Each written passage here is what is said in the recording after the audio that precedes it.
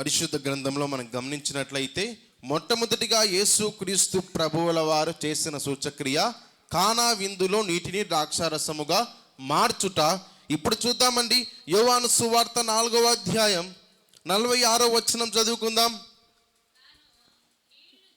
ద్రాక్షారసంగా చేసిన గలిలయలోని కానాకు ఆయన తిరిగి వచ్చెను. అప్పుడు కపెర్నహూములో ఒక ప్రధాని కుమారుడు రోగి అయి ఉండెను. యేసు యూదయ నుండి గలిలయకు వచ్చెనని అతడు విని ఆయన యొద్దకు వెళ్ళి తన కుమారుడు చావ సిద్ధమై ఉండెను గనుక ఆయన వచ్చి అతన్ని స్వస్థతపరచవలెనని వేడుకొనెను. ఆమేన్. చాలండి, మనం గమనించినట్లయితే ఈ యొక్క రెండవ సూచక్రియ ఏంటి అంటే ఒక ప్రధాని కుమారుడు. ఎవరండి? ఒక ప్రధాని కుమారుడు ఎక్కడ ఉన్నాడు అంటే కపెర్నహూము అనేటువంటి ప్రాంతంలో నివసిస్తూ ఉన్నాడు. ఈ ప్రధాని కుమారుడు ఎవరంటే ఒక మంచి అధికారం కలిగిన వ్యక్తి. ఈ వ్యక్తి దగ్గర చాలా మంది ఉన్నారు మనుషులు. ఈ వ్యక్తికి అధికారం ఉంది, శక్తి ఉంది, సామర్థ్యం ఉంది. ఈ వ్యక్తికి సకలమైనటువంటి అవసరతలు తీర్చుటకు మనుషులు ఉన్నారు. ప్రధాని కాబట్టి సమస్తము ఇతనికి ఉంది. అయితే దానితో పాటు మనుషులందరికీ అన్నీ ఉన్నా ఏదో ఒక లోటు ఉండనే ఉంటుంది. పోయిన సంవత్సరంలో కొన్ని లోట్లు ఉన్నాయి, ఆ లోట్లన్నీ పోయినాయి. కొత్త సంవత్సరంలోకి వచ్చారు, మరా ఏదో ఒక లోటు కనబడుతూ ఉంటుంది. గమనిస్తే ఈ జీవిత యాత్రలో మరణించేంత వరకు మనిషి ఏదో ఒక లోటుతో ఉంటాడు. ఇది ఖచ్చితంగా సత్యం. ఎందుకంటారా? నేను దేవుని నమ్ముకున్నా కదా, నాకు అన్ని లోట్లు పోతాయని అనుకునవచ్చు. కానీ మనం ఉంటున్న ఈ లోకము పాపపు లోకం, నమ్మకమైనటువంటి లోకం కాదు. కాబట్టి మనం జీవించినంత కాలం ఒకటి పోతే మరొకటి వస్తుంది, ఒకటి పోతే ఇంకొకటి వస్తుంది. ఇది సత్యం. ఇది ఏ విధంగా సత్యమో మనకున్న లోటు బాధ నుండి విడిపించుటకు మనకొక మార్గం ఉన్నది అనేది నిజమైన సత్యం. దేవునికి మహిమ కలుగును గాక. లోటు అనేది చివరి వరకు ఉంటుంది, ఏదో ఒక విషయంలో ఉంటుంది. అయితే దాని నుంచి తప్పించబడుటకు యేసే మార్గమై మనలను విడిపిస్తాడు. నమ్మిన వారు ఆమేన్ చెబుదాం. అందుకొరకే ఈ లోకంలో సమస్యలు రాకుండా ఉండవు, కానీ వచ్చినా తప్పించుకునే ఒక మార్గం మనకు ఉంటుంది. మనం గమనిస్తే చిన్నపిల్లలు వారికి ఉన్న బాక్స్, స్కూల్కి వెళ్ళేటప్పుడు బాక్స్ ఉంటుంది కదండి, లేదంటే క్యారీ బాక్స్ ఉంటుంది. దాని మీద కొన్ని పజిల్ ఇట్లా ఉంటుంది. చివరిలో ఒక చిన్న సిల్వర్ కలర్ యొక్క బాల్ ఉంటుంది. అది వాళ్ళు ఇలా ఇలా ఇలా తిప్పినప్పుడు అది గమ్యం చేరాలి. దాని మార్గంలో ఎన్నో అడ్డు ఉంటుంది కదండి. మనం ఒకసారి చూపిస్తాలేండి, ఎన్నో అడ్డు ఉంటుంది. కానీ వాళ్ళు బాక్స్ అలా ఇలా ఇలా తిప్పి చివరిగా ఆ గోల్, ఆ యొక్క గమ్యం రీచ్ అవుతారు. మన జీవితంలో తప్పించుకునే మార్గం ఖచ్చితంగా ఉంది. ఇక్కడ ఉన్నవారు, వాక్యం వింటున్నవారు ఏ సమస్య చేతనైనా, ఏ అనారోగ్యము చేతనైనా బాధపడుతూ ఉంటే ఆ బాధ నుండి, అనారోగ్యం నుండి, సమస్య నుండి, కీడు నుండి తప్పించబడుటకు దేవుడు మార్గమును ఆల్రెడీ ఉంచి ఉన్నాడు. ఆ మార్గమును వెతుకుటకు మన కనులు విశ్వాసంతో చూడునుగాక. ఈ యొక్క ప్రధాని కుమారుడు, ఈ యొక్క ప్రధాని తన కుమారుడు ఈ యొక్క కపెర్నహూములో నివసించేవారు, వారి కుమారుడికి అనారోగ్యం వచ్చిందని ఒక బాధపడుతూ ఒక మాట విన్నాడు. యేసుక్రీస్తు ప్రభుల వారు కొన్ని రోజుల ముందు ఒక అద్భుత కార్యం చేశాడు. ఏంటంటే ఒక వివాహము జరుగుతూ ఉంది. ఆ వివాహములో కావాల్సినటువంటి నీటిని, లేదంటే ద్రాక్షారసం అయిపోయింది కాబట్టి ఆ కుటుంబానికి ఏమి రావాలి? అవమానం రావాలి.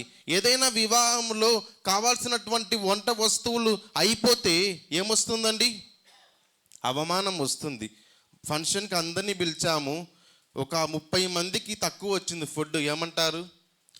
70 మంది తినిన దానికన్నా ఒకరికి తక్కువ వస్తేనే కష్టము, 30 మందికి వచ్చిందంటే 30 చోట్లకి వెళ్ళి చాటి చెప్తారు. అయితే అక్కడ ఆ కుటుంబానికి రావాల్సినటువంటి అవమానమును దేవుడు ఆశీర్వాదకరముగా మార్చాడు. హల్లెలూయా. అవమానము రాకుండా, అసలు వాళ్ళకి తెలియకుండానే నీటిని ద్రాక్షారసముగా మార్చి గొప్ప కార్యం చేసిన సంగతి ప్రధానికి తెలిసినది. ఆ వ్యక్తి ఉంటున్న ప్రదేశం కపెర్నహూము. హల్లెలూయా. కపెర్నహూములో ఉన్నాడు. ఈ వార్త విన్నాడు. తన కుమారునికి అనారోగ్యం వచ్చింది, చనిపోయే పరిస్థితి. ఒక కుమారుడో లేదో కుమార్తెనో పిల్లలు చనిపోతే తల్లిదండ్రులకు ఏ విధంగా ఉంటుంది? ఆ తండ్రి తట్టుకోలేక ఏం చెయ్యాలో తెలియక అన్నీ ఉన్నాయి. ప్రధాని, గొప్ప హోదా కలిగిన వ్యక్తి. ఆ వ్యక్తి అనుకున్నాడు, ఒకసారి ఆ నీటిని ద్రాక్షారసముగా మార్చిన యేసయ్య దగ్గరికి వెళ్ళాలనుకున్నాడు. ఆయన మరలా కానానుకు వచ్చాడని విని దాదాపు 30 కిలోమీటర్లు కపెర్నహూము నుండి కానానుకు బయలుదేరి వచ్చేశాడు. దేని ద్వారా? వినుట ద్వారా. దేవునికి మహిమ కలుగును గాక. యేసయ్య చేస్తాడని విని నమ్మిక ఉంచి బయలుదేరి వచ్చాడు. ఇక్కడ మనందరం కూడా సంఘముగా కూడి మారు మనసు రక్షణ బాప్తిసం తీసుకున్నామంటే ఏ విధంగా? సువార్తను, వాక్యమైన యేసయ్యను వినుట ద్వారా విశ్వసించి మారు మనసు రక్షణ బాప్తిసం తీసుకొని సంఘముగా కూడి ఆరాధన చేస్తున్నాం. దేవునికి స్తోత్రం. ఆ వ్యక్తి విన్నాడు. ఇప్పుడు చదువుదామండి 47వ వచనం. యేసు యూదయ నుండి గలిలయకు వచ్చెనని అతడు విని ఆయన యొద్దకు వెళ్ళి తన కుమారుడు చావ సిద్ధమై ఉండెను గనుక ఆయన వచ్చి అతని స్వస్థత పరచవలెనని వేడుకొనెను. ఆమేన్. 3 విషయాలు గమనించాలి మనం 47వ వచనంలో. అతడు విని ఆయన యొద్దకు వెళ్ళి తన కుమారుడు చావ సిద్ధమై ఉండెను గనుక ఆయన వచ్చి అతని స్వస్థపరచవలనని వేడుకొనెను. విను, వచ్చెను, వేడుకున్నాడు. ఈ దినాన మందిరానికి వచ్చాము. యేసుక్రీస్తు బాగు చేస్తాడు, దీవిస్తాడు, ఆశీర్వదిస్తారని విన్నాము, వచ్చాము. వేడుకుంటున్నామా? మందిరం అయిపోయే లోపల మనం ప్రార్థనలో వేడుకున్నట్లయితే ఈ వ్యక్తి వెళ్ళే లోపల యేసయ్య అన్నాడు, ఈ వ్యక్తి వచ్చి అడిగాడు, నువ్వు మా ఇంటికి రావయ్యా. ఇంకొక మాట మనం లోతుగా వెళ్దాం. మా ఇంటికి రావయ్యా అంటే మీ కుమారుడికి బాగా అయిపోయింది, వెళ్ళిపో అన్నాడు. ఈ వ్యక్తి ఉద్దేశం నువ్వు మా ఇంటికి వస్తే చాలా అనుకున్నాడు. యేసయ్య ఈ యొక్క వ్యక్తి యేసు ప్రభు దగ్గరికి రాగా యేసు ప్రభు వారు కపెర్నహూములో అనారోగ్యంతో బాధపడుతున్నటువంటి కుమారుడు చనిపోయే పరిస్థితిలో ఉంటుండగా 30 కిలోమీటర్లు ఇటువైపు యేసు ప్రభు వారు ఉండి నీ కుమారునికి బాగా అయిపోయింది, వెళ్ళిపో అన్నాడు. దేవునికి మహిమ కలుగును గాక. అంటే యేసుక్రీస్తు వారి ప్రభువుల వారి మాటకు ఎంత దూరం అనేది అవసరం లేదు. పరలోకమునకు భూమికి ఎంతో దూరం ఉండొచ్చు, కానీ దేవుని ప్రేమ ద్వారా ఒక మాట పలుకుతే స్వస్థత కలుగుతుంది. దేవుని ప్రేమ ద్వారా ఒక మాట పలుకుతే అద్భుత కార్యం జరుగుతుంది. అందుకొరకే 30 కిలోమీటర్లు అడ్డుగా ఉన్నా నీ కుమారునికి బాగా అయిపోయింది, వెళ్ళిపో అన్నాడంటే సమయం అనేది దేవునికి కాదు, అవసరం లేదు. సమయం మీరి రావాల్సిన అద్భుతం జరగకపోయినా దేవుడు చెయ్యగలడు. అందుకొరకే రాయబడిన మాట 48వ వచనం చదువుకుందామండి. యేసు సూచక క్రియలను మహత్కార్యములను చూడకంటే మీరెంత మాత్రము నమ్మరని అతనితో చెప్పాను. అందుకు ఆ ప్రధాని, ప్రభువా, నా కుమారుడు చావక మునిపే రమ్మని ఆయనను వేడుకొనెను. యేసు, నీవు వెళ్ళుము, నీ కుమారుడు బ్రతికిన్నాడని అతనితో చెప్పగా ఆ మనుషుడు యేసు తనతో చెప్పిన మాట నమ్మి వెళ్ళిపోయాను. ఆమేన్. గమనించినట్లయితే మొట్టమొదటిగా ఆ వ్యక్తి యేసుక్రీస్తు ప్రభువు వారి దగ్గరికి వచ్చినప్పుడు, అయ్యా మీరు అద్భుతం జరిగితేనే నమ్ముతారు, అద్భుతం జరగకపోతే నమ్మరు, అయితే నేను బాగు చేస్తాను. ప్రియమైనటువంటి వారలారా, ఈ దినాన మందిరానికి వచ్చాము. దేవుడు అద్భుతం చేస్తాడా లేదా అని సందేహించకుండా చేస్తాడు అని నమ్మాలి. ఆ వ్యక్తి రాగా యేసయ్య అన్న మాట ఒకటే, నీ కుమారునికి బాగా అయిపోతుంది, వెళ్ళు అనగానే సరే ప్రభువా అన్నాడు. ఆ వ్యక్తితో యేసయ్య సంభాషణ జరిగిన తరువాత యేసుక్రీస్తు ప్రభువుల వారు ఆ మాట సెలవిచ్చిన తరువాత ఆ వ్యక్తి బయలుదేరి ఇంటికి వెళ్ళాడు. వెళ్తూ మార్గంలో ఉన్నాడు. ఎన్ని కిలోమీటర్లు అండి? 30 కిలోమీటర్లు. దగ్గరేనా? ఆ కాలంలో ఏరోప్లేన్ ఉందా? ఎంత గొప్ప గవర్నర్ అయినా లేకుంటే బుల్లెట్ బైక్ ఉందా, పల్సర్ బైక్ ఉందా, కారు ఉందా? ఒకవేళ ప్రధాని కాబట్టి ఉంటే గుర్రం ఉండొచ్చేమో, వంటలు ఉండొచ్చేమో. ఆ వ్యక్తి వెళ్తూ వెళ్తూ ఉంటే ఆ వ్యక్తి దగ్గర పని చేయుచున్న ఒక వ్యక్తి ఈ యొక్క ప్రధానికి ఎదురుపడి నీ కుమారుడికి బాగైపోయింది అన్నాడు. దేవునికి మహిమ కలుగును గాక. ఈ వ్యక్తి వస్తూ ఉంటే బాగైపోయింది అన్నాడు. ఈ ప్రధాని ఒకే ఒక మాట అడిగాడు, ఏంటంటే నా కుమారుడు ఏ సమయమున బాగుపడ్డాడు అని అడగగానే నిన్నటి మధ్యాహ్నం 1 గంటకి. అదే నిన్నటి మధ్యాహ్నం 1 గంటకి యేసు ప్రభువుని ఈ వ్యక్తి కలుసుకొనగానే నీ కుమారుడికి బాగవుతుందని పలకగా ఆల్రెడీ బాగైపోయింది. ఆ దినాన ఫోన్ లేదు. ఏంటండి బాగైందా, కుమారునికి బాగైందా అని అడగడానికి. కాబట్టి ఎదురు పడినప్పుడు నిన్నటి దినాన 1 గంటకి బాగైందయ్యా అని తన దాసుడు చెప్పగా సంతోషముతో తాను తన ఇంటికి వెళ్ళగానే తన కుటుంబం అంతా రక్షింపబడింది. దేవునికి మహిమ కలుగును గాక. ఈ దినాన ఏ అద్భుతం కొరకు ఎదురు చూస్తున్నా దేవుడు చేయుటకు శక్తిమంతుడు, నమ్మదగిన దేవుడు, ఆశ్చర్య కార్యములు చేయగలిగిన దేవుడు. మన దేవుడు మనుష్యుల యొక్క మాటిచ్చి తప్పుతారు కానీ బైబిల్ దేవుడు ఎన్నటికీ తప్పడు. అయితే సమస్య రాకుండా ఉండదు, తప్పించుకునే మార్గం ఉంది. ఆ మార్గము వైపు మనం క్షుణ్ణంగా చూడాలి. దేవునికి స్తోత్రం. చివరిగా ఈ మాట చదువుకుందామండి. 52వ వచనం. ఏ గంటకు వాడు బాగుపడి సాగనని వారిని అడిగినప్పుడు వారు నిన్న 1 గంటకు జ్వరము వారిని విడిచని అతనితో చెప్పిరి.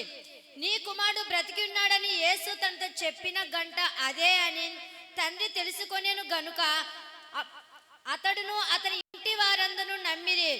ఇది యేసు యూదయ నుండి గలిలయకు వచ్చి చేసిన 2వ సూచక క్రియ. మరొకసారి 47వ వచనం చదువుకుందామండి. యేసు యూదయ నుండి గలిలయకు వచ్చినని అతడు విని ఆయన యొద్దకు వెళ్ళి తన కుమారుడు చావ సిద్ధమై ఉండేను గనుక ఆయన వచ్చి అతని స్వస్థత పరచవలెనని వేడుకొనెను. యేసు సూచక క్రియను మహత్కార్యములను చాలండి. 47వ వచనంలో ఈ విధంగా ఉన్నది, అయ్యా నీవు మా ఇంటికి వస్తేనే బాగవుతుందని ఆ వ్యక్తి నమ్మాడు.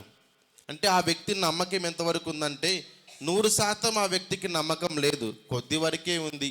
ఎందుకు కొద్ది వరకే ఉందంటే నువ్వు మా ఇంటికి వస్తేనే బాగవుతుంది అంటే మన భాషలో చెప్పాలి అంటే, అయ్యా ఒక విషయాన్ని బట్టి ప్రార్థన చేశాను, ఇప్పుడు జరిగితేనే బాగుంటుందని మన ప్రార్థన. అవునా కదా అండి? ఒకటి విన్నపం లేదంటే ఒక కోరిక ఆశతో మందిరానికి వచ్చాము, ఇప్పుడే బాగైపోతే ఇప్పుడే సమస్తం కావాల్సినది వస్తే బాగుంటుందని మన ఆశ. ఈ వ్యక్తి అంటున్నాడు, నువ్వు మా ఇంటికి వస్తేనే నా కుమారుడికి బాగవుతుంది, అదేవిధంగా నా కుమారుడు చావక ముందే మా ఇంటికి రా ప్రభువా అంటున్నాడు. ఆ వ్యక్తి యొక్క విశ్వాసం ఏంటి?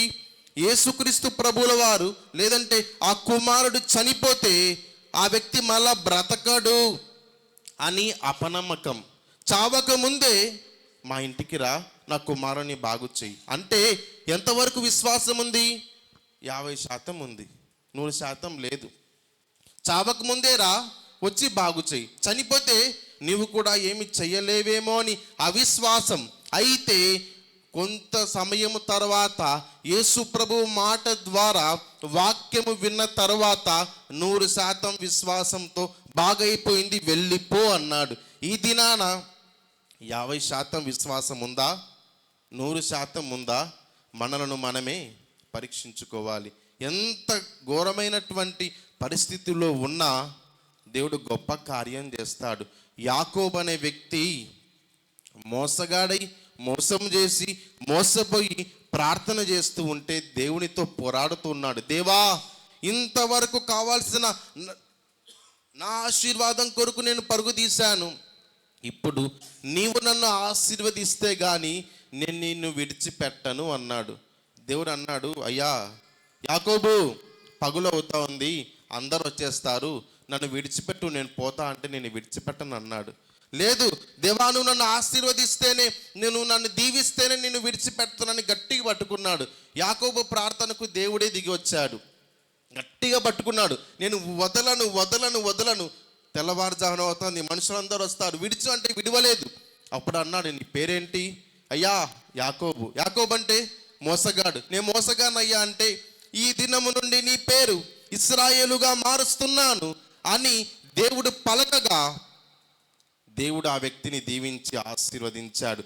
యాకోబు వలె మనం విశ్వాసంతో గట్టిగా దేవుణ్ణి పట్టుకోవాలి. దేవా, నీవు నన్ను ఆశీర్వదించండి, నాకున్న ఈ పరిస్థితి నుండి తప్పించండి అని గట్టిగా మనం దేవుని సన్నిధిలో ప్రార్థనా పూర్వకంగా విశ్వాసంతో ఉన్నప్పుడు దేవుడు అంటాడు, నిన్ను దీవించి ఆశీర్వదిస్తాడు, నీ ప్రార్థనకు జవాబును అనుగ్రహిస్తాడు. యాకోబు బాగున్నప్పుడు లోకములో బాగా నడిచాడు. ప్రార్థన చేసి చేసి చేసి దేవుడు వదలమన్నా వదలకుండా గట్టిగా పట్టుకుంటే దేవుడు గట్టిగా గిచ్చాడు. ప్రార్థన అయిపోయి దేవుడు యాకోబును ఇశ్రాయేలుగా మార్చిన తర్వాత కుంటుకుంటా పోయాడు. ఎందుకు? అంతవరకు ప్రార్థన చేసి చేసి చేసి ఆశీర్వదించేంత వరకు ప్రార్థన ఆపలేదు. మన జీవితంలో దేని విషయమైన ప్రార్థన చేస్తున్నామేమో, దేవుడు ఇవ్వటకు సిద్ధం అయితే ఇచ్చేంత వరకు మన ప్రార్థన ఆపకూడదు, విశ్వాసం ఆపకూడదు. కాబట్టి విశ్వాసంతో ఈ లోక యాత్రలో నమ్మిక ఉంచుదాం. ప్రధాని కుమారుని బాగు చేసిన దేవుడు మన జీవితంలో మంచి ఉన్నతమైన స్థితిలో ఉంచి నడిపిస్తాడు. ఈ వాక్యాన్ని మన ఆత్మీయ మేలుకై దేవుడు దీవించి ఆశీర్వదించునుగాక. ఆమేన్.